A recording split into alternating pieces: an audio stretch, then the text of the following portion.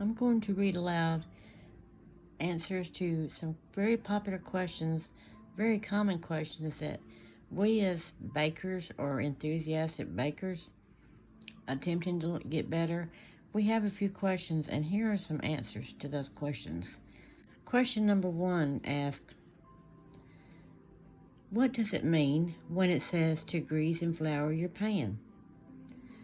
Use a pastry brush or a paper towel or wax paper to apply vegetable shortening evenly and generously to the bottom and sides of the baking pan. Do not use oil, butter, or margarine to grease your pans. You can also add a little flour to a greased pan and shake to coat the bottom and sides.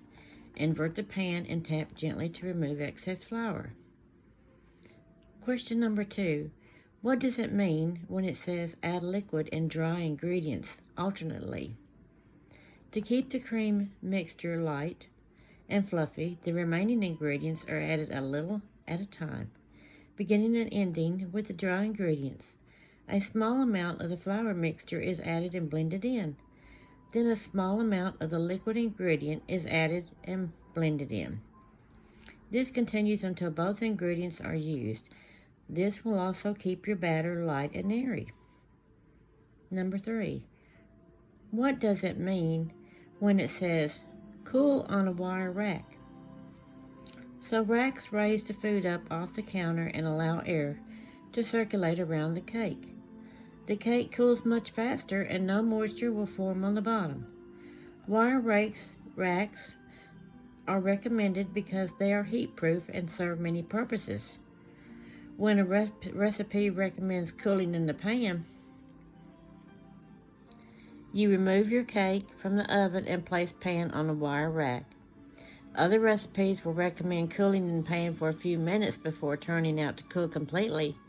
In this case, remove your cake from the oven and put the pan on a wire rack for recommended time. Loosen the edges of your cake gently. Invert another rack over the pan. Invert it as a unit. Cake should fall out of pan onto the rack. Remove your pan, replace inverted rack over cake bottom, and invert as a unit again so that the top side is up. Remove top rack. Let cake cool completely before frosting.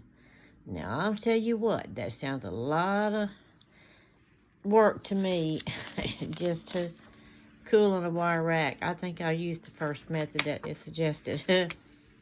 How about you? Have you got any questions that you might want to ask? If you do, leave a comment below. Down below.